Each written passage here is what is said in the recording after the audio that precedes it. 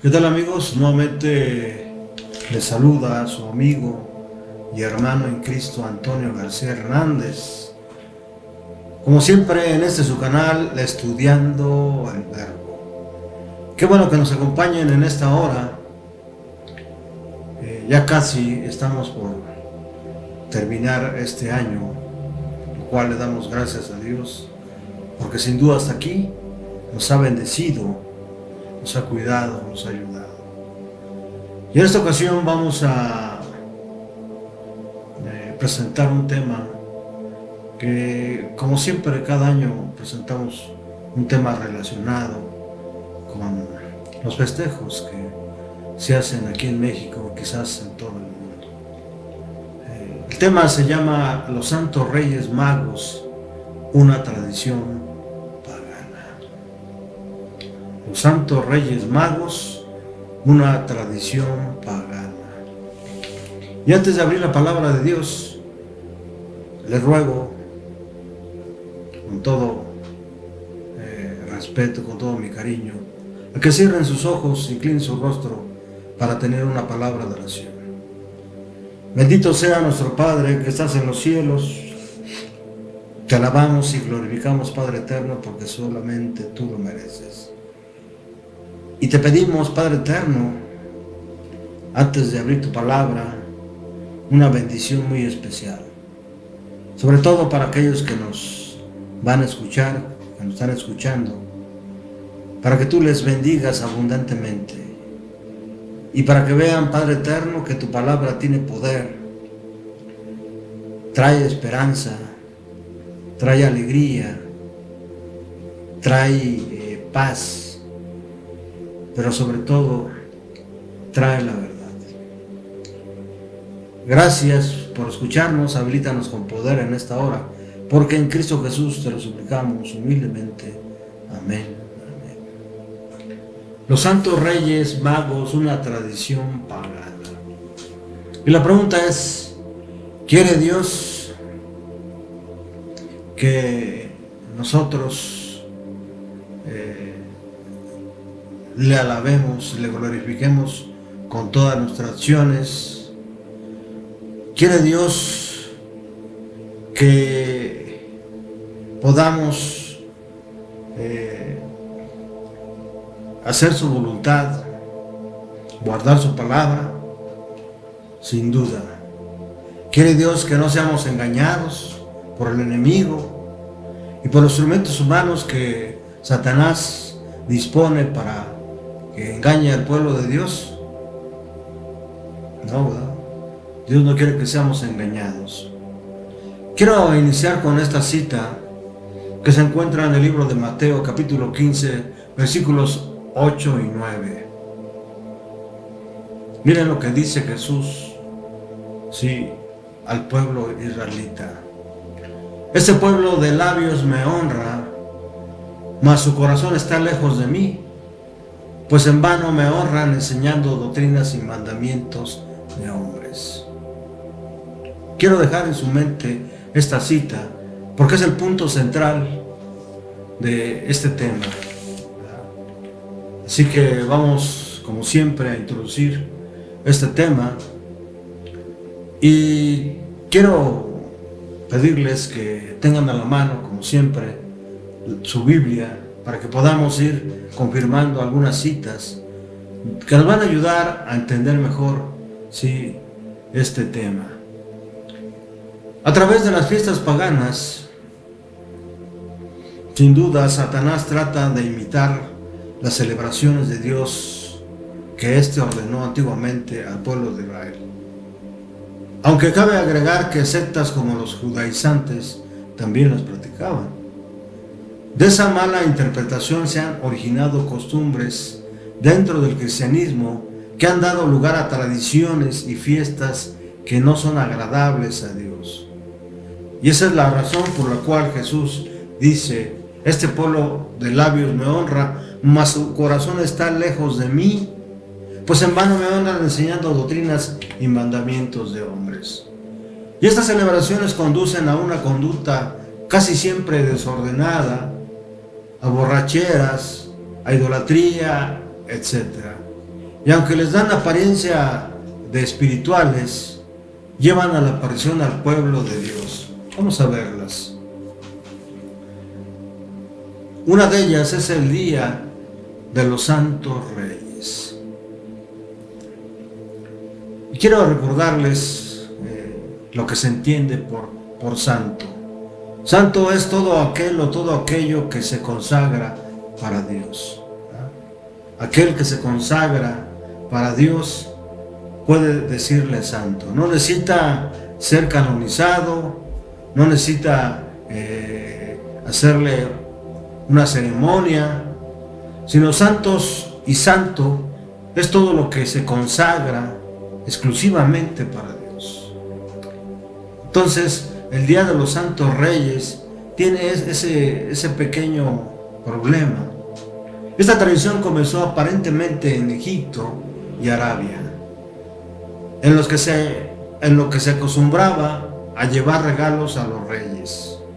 Y hasta la fecha esto continúa. Y el uso actual de esta celebración tomó como excusa la única mención que se hace en Mateo 2:1. Vamos a ver qué dice la Biblia acerca de los santos reyes. Vamos a ver qué dice ahí. Quiero invitarles para que vayamos a la palabra de Dios, al libro de libros, a la Biblia, y podamos ver lo que dice la Biblia acerca de los santos reyes.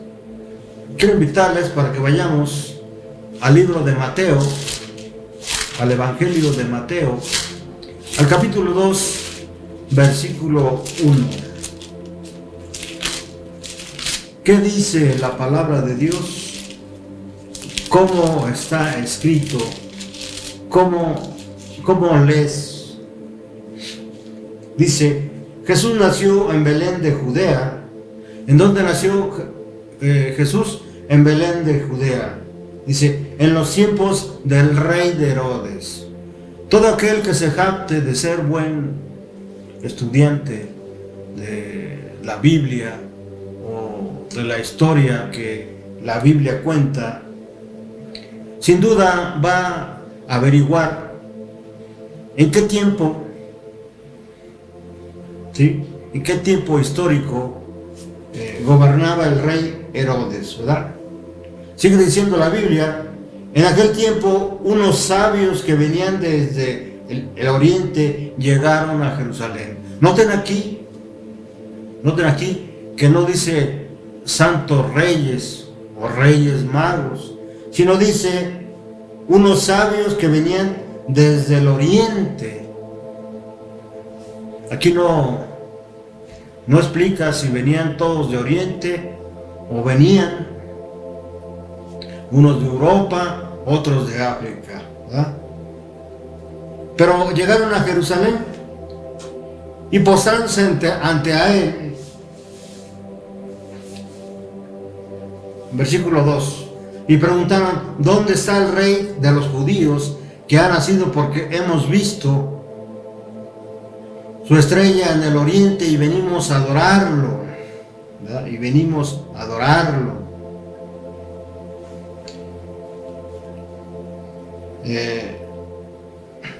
Versículo 11, versículo 10, a ver la estrella se regocijaron mucho y cuando entraron en la casa vieron a un niño con su madre María y postrándose ante él lo adoraron. ¿Cómo? Se postraron ante él y lo adoraron. Luego abrieron sus tesoros y le ofrecieron oro, incienso y mirra, ¿verdad? Si estos sabios, como dice la palabra de Dios, la Biblia, se postraron ante él y le adoraron, quiere decir que ese niño que nació era divino, ¿verdad? Todo el mundo sabía que solamente se le puede adorar, solamente se pueden postrar ante una divinidad o ante algún rey, ¿verdad? Ahora, seguimos leyendo. Entonces vemos que la Biblia hace mención en Mateo 1 como sabios de Oriente, y solamente se refiere a la visita de estos sabios o magos cuando Jesús nació. Esta mención en la Biblia no especifica cuántos eran ellos ni sus nombres, ¿verdad?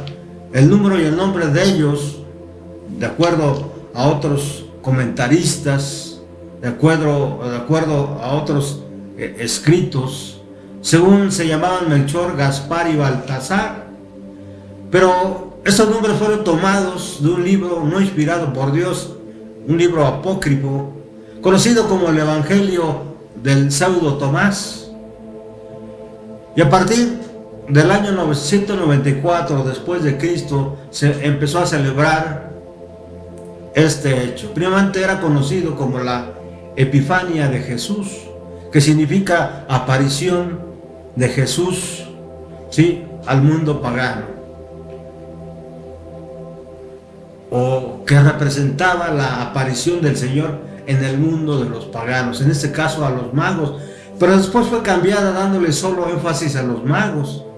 En algunos países es una fiesta principal que se celebra el 6 de enero, donde se intercambian regalos especialmente a los niños, pero en ningún lado de la Biblia se nos ordena que haya que celebrarla. Los Reyes Magos, una tradición pagana. La fiesta de Epifania o de los Santos Reyes se conoce ahora y tiene origen, como ya dijimos, en Oriente, y surgió en forma similar a la Navidad de Occidente. La fiesta de la Epifania o de los Santos Reyes, como se conoce ahora, tiene su origen en Oriente y surgió en forma similar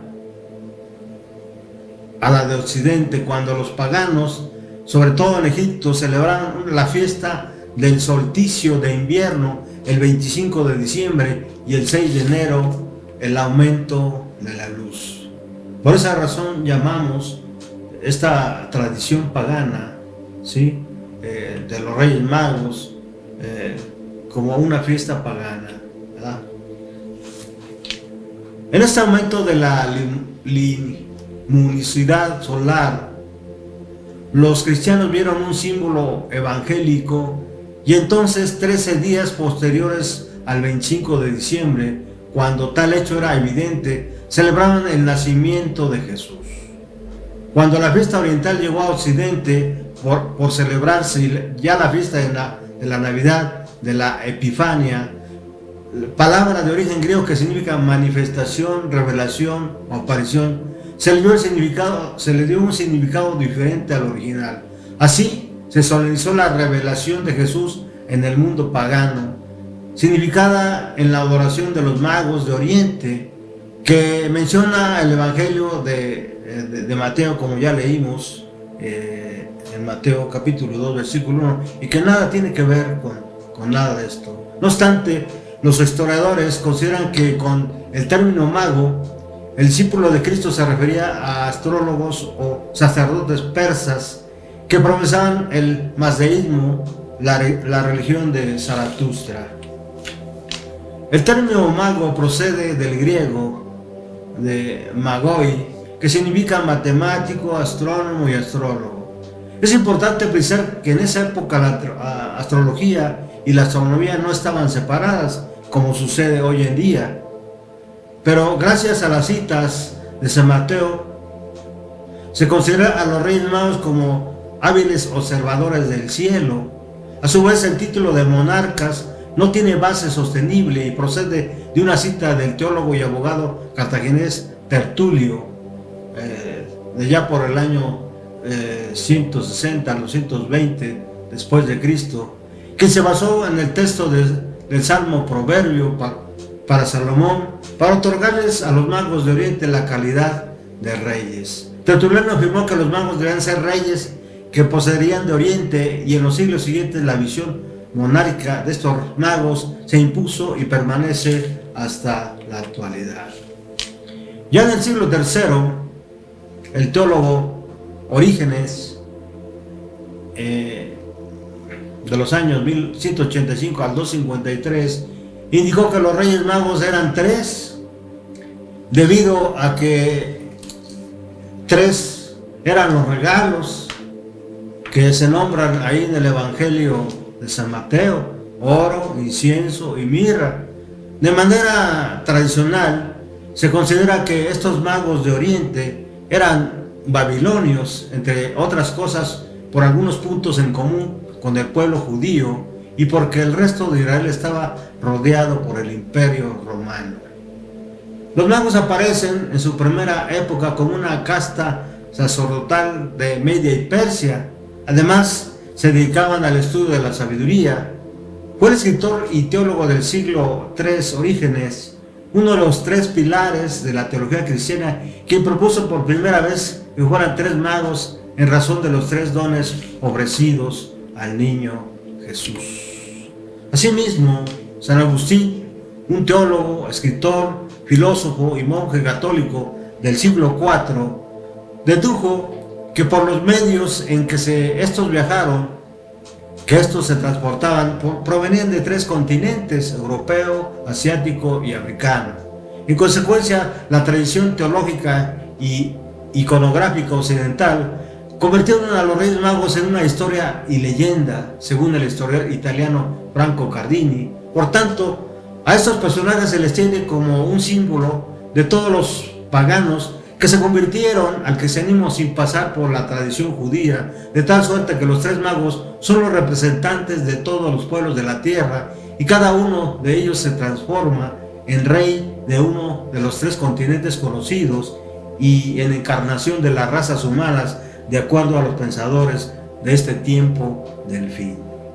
Así, hoy en día, se puede ver que en la representación tradicional de los magos de Oriente hay un europeo, un asiático y un africano. Asegura el historiador que precisa que a partir del siglo XII y XIII se coloca ya habitualmente un mago negro. ¿Y qué significa todo esto? ¿Qué propósito tiene todo esto? ¿Verdad? ¿En qué podemos encontrar, o en dónde podemos encontrar el engaño en todo esto? ¿Verdad? Quiero invitarles para que vayamos a la palabra de Dios, ahí en el Evangelio de Juan, capítulo 8, versículos 31 y 32. ¿Qué dijo Jesús? ¿Verdad? En cuanto a que nosotros estuviéramos seguros acerca de las cosas. Miren lo que dice Jesús. Y dijo entonces Jesús a los judíos que habían creído en él. ¿A quiénes les dijo? A los que habían creído en él. Si vosotros permanecéis en mi palabra, seréis verdaderamente mis discípulos y conoceréis la verdad, y la verdad os hará libres.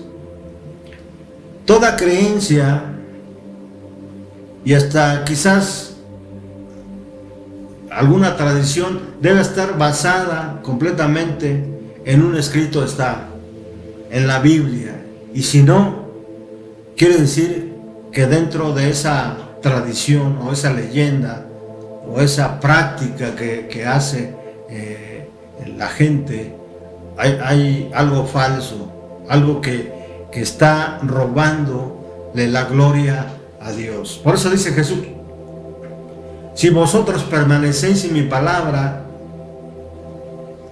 seréis verdaderamente mis discípulos.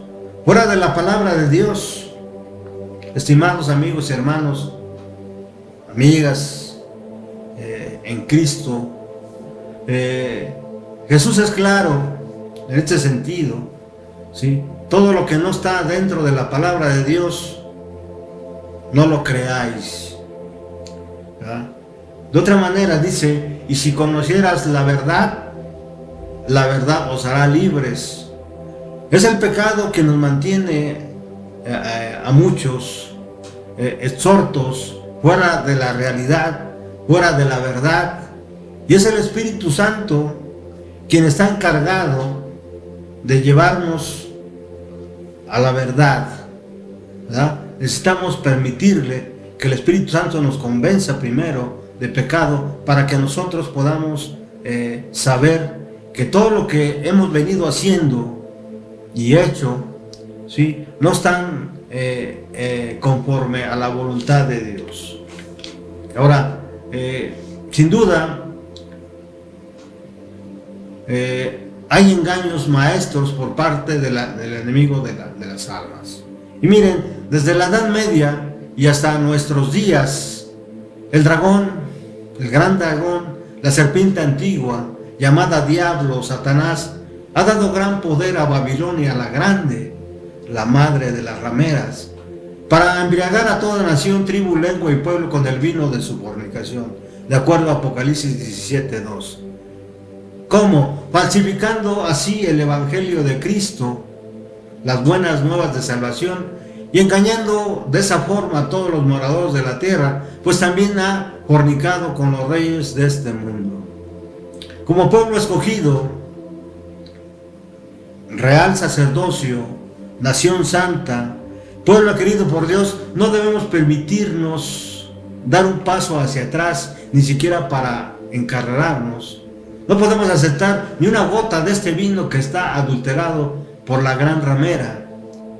Nuestra mejor garantía es aferrarnos a la palabra de Dios, que es pura y santa, y aceptando también la obra que está llevando a cabo el Espíritu Santo, tanto en el creyente como en los incrédulos. ¿Y por qué me refiero a esto? ¿Por qué me refiero a la gran Babilonia, la madre de las rameras? Porque en lo que hemos comentado acerca de quienes de alguna manera influyeron para que se llevara a cabo esto de los santos reyes, eran teólogos, pensadores, filósofos como Agustín de Hipona, y eran católicos, ¿verdad? Eran católicos romanos, ¿sí? Por esa razón, ¿sí?, es importante saber que Satanás hoy en día, ¿sí?, utiliza a Babilonia, la grande, ¿sí?, la madre de las rameras, para embriagar a toda nación, tribu, lengua y pueblo con el vino de su fornicación. ¿Qué significa esto? Significa que a través de sus doctrinas, ¿sí?, engaña a todo el mundo. Ahora, ¿cómo podemos saber que no solamente la gran Babilonia, ¿sí?, está en medio de todo esto, ¿verdad?, sino también el enemigo de las almas? El apóstol Pablo es muy claro en este sentido y pone como principal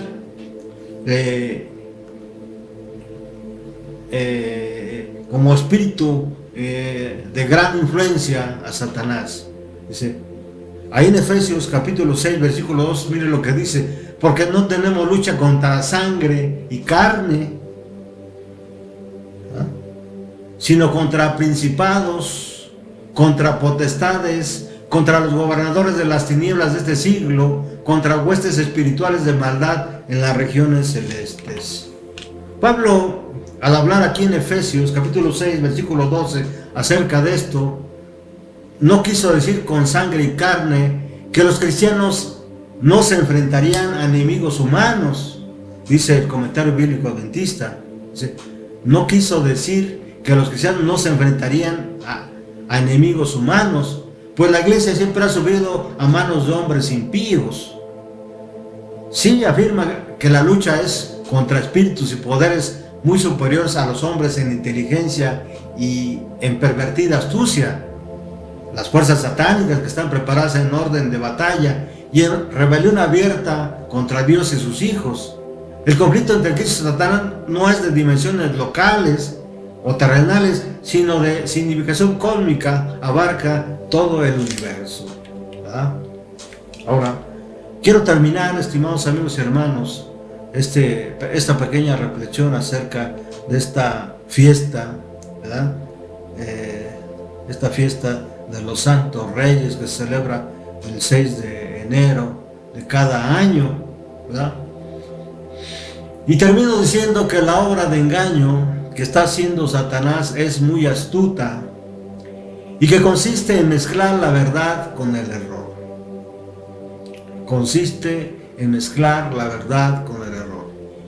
Y y su principal propósito siempre es recibir la adoración, utilizando medios humanos y haciendo llamados principalmente a los niños, ¿verdad?, a que pongan su confianza en fábulas y leyendas, guiados por sus padres, quien en vez de darles el mejor regalo que se encuentra en la persona de Cristo, se vuelven cómplices del enemigo de las almas, perpetuando así la creencia falsa, contraria al Evangelio eterno, porque el Señor dice claramente en su palabra: dejen a los niños venir a mí, no se lo impidan, porque de tales es el reino de los cielos, dice ahí en el Evangelio de Mateo capítulo 19 versículo 14.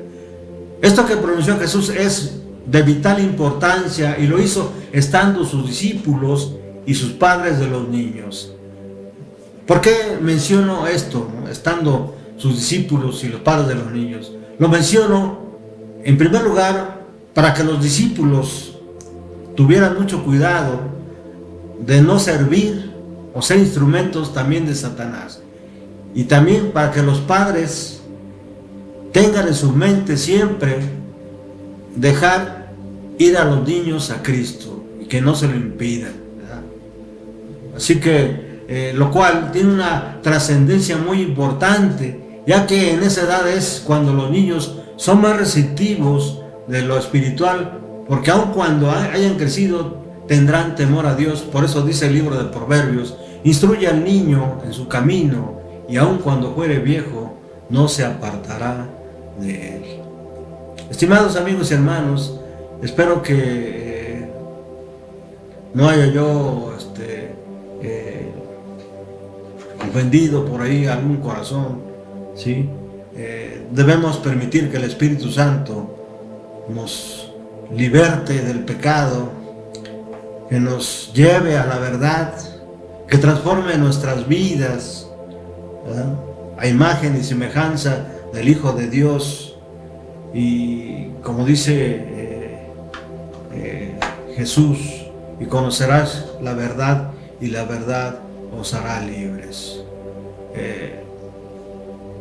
Dijimos al principio una cita que es importante, sí, y que debemos tomar en cuenta siempre. Sí, Jesús es muy celoso, sí, y no tolera la hipocresía, sí, no tolera a los que fingen. Por eso dice: este pueblo de labios me honra, mas su corazón está lejos de mí, pues en vano me honran enseñando doctrinas y mandamientos de hombre.